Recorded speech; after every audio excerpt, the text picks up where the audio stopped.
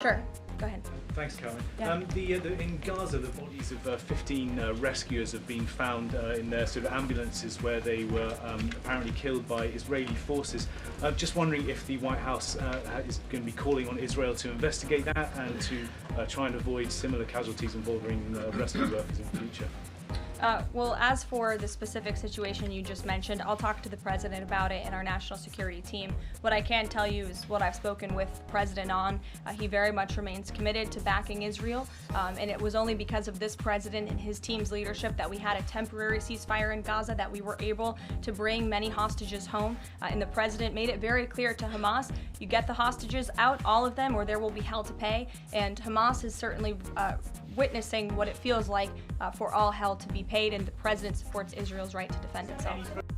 White House Press Secretary Karoline Leavitt has actively addressed the ongoing conflict between Israel and Hamas in Gaza, articulating the Trump administration's positions and actions. US engagement with Hamas. Leavitt confirmed that the United States has engaged in direct talks with Hamas, marking the first such interaction since the group was designated a foreign terrorist organization in 1997.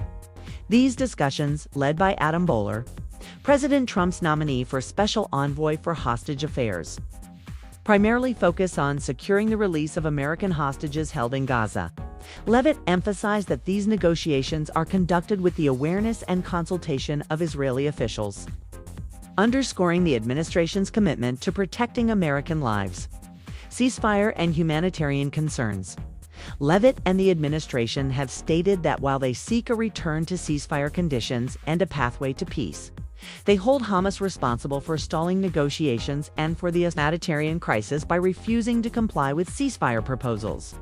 The administration has also supported Israel's position of limiting aid to Gaza until Hamas agrees to further ceasefire extensions. The recent attacks have severely undermined the Gaza ceasefire agreement, leading to its collapse and a significant escalation in hostilities between Israel and Hamas. The last ceasefire, which had lasted nearly 2 months and included phased hostage releases and a reduction in fighting, collapsed about a month ago when Israel resumed intensive bombing of Gaza. Both sides blame each other for the failure to maintain the truce. Israel justified breaking the ceasefire by accusing Hamas of rearming, plotting further attacks, and refusing to release the remaining hostages. Israel resumed airstrikes with the stated goal of compelling Hamas to free captives held in Gaza. The Israeli government also withdrew from negotiations for the second phase of the ceasefire, which was intended to lead to a permanent end to the conflict and the release of all hostages.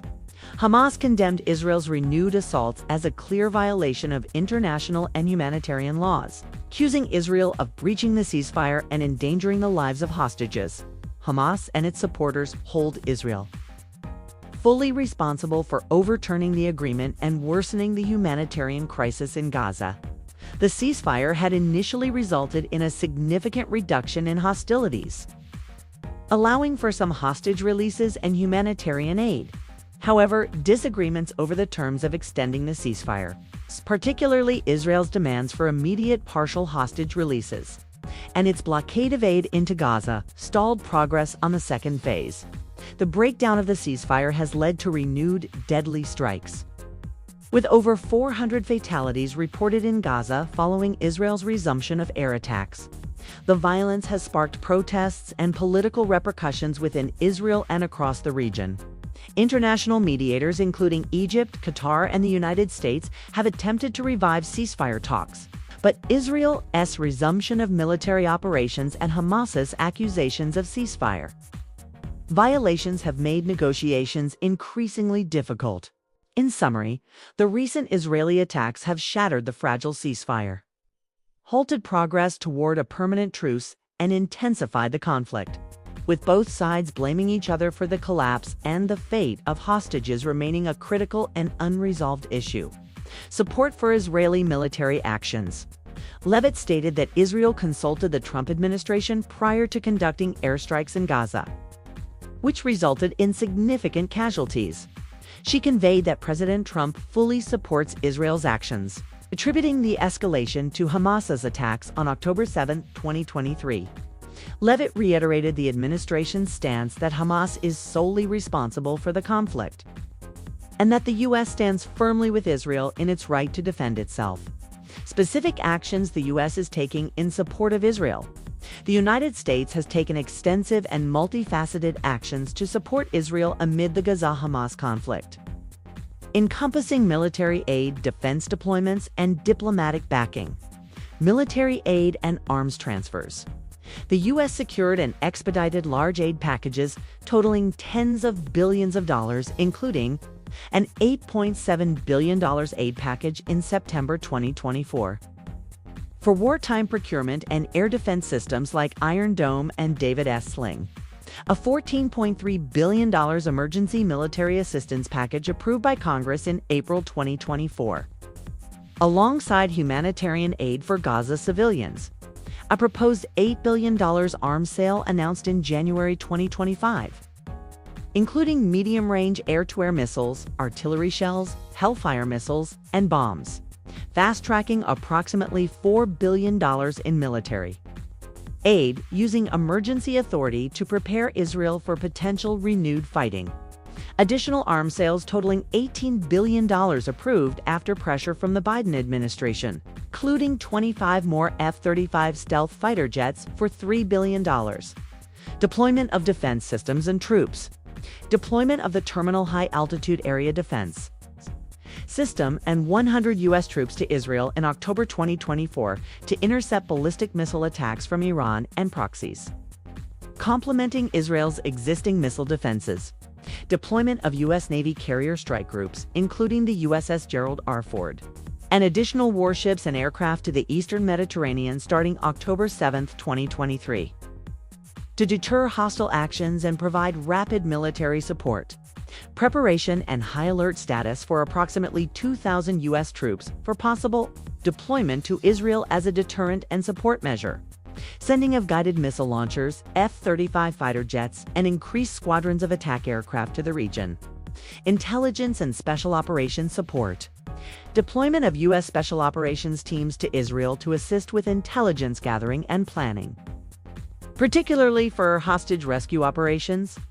Intelligence support provided during specific rescue operations like the Nusayrat rescue. Diplomatic and legislative support. The U.S. vetoed UN Security Council resolutions that did not sufficiently affirm Israel's right to self-defense or that demanded unconditional ceasefires without hostage release guarantees. US lawmakers passed legislation sanctioning the International Criminal Court over investigations into Israeli officials and blocked UN statements condemning Israel. Invitations and high-profile political support, such as Israeli Prime Minister Netanyahu's address to a joint session of Congress.